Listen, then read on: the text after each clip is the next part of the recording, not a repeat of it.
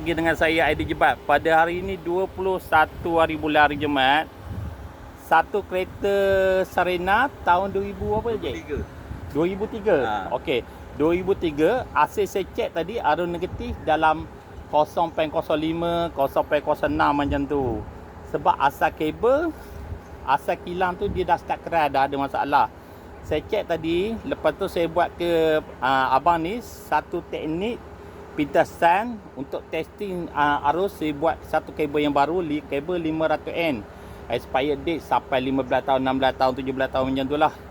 Saya turun ke arus negatif kepada 0.03 macam tu. Okey, cik nama cik? Abdul Syukur. Abdul Syukur dari? Saya dari Mempatih, Pahang. Oh, dari Mempatih, Pahang. Okey. Sebelum dengan selepas cik, macam mana performa kereta sebelum? Sebelum pasang kabel tu, dia punya kereta dia macam smooth, tak pergi laju lah. Dia punya pick up tak pergi cepat lah. Yeah. Lepas abang ni pasang kabel tu, kita punya rotation untuk pergi tu cepat. Oh, sistem dia cepat sebab dia dah ringan, dia dapat satu pintasan arus tu. Dia semua arus negatif tu akan pergi ke satu kabel yang saya pasang tadi.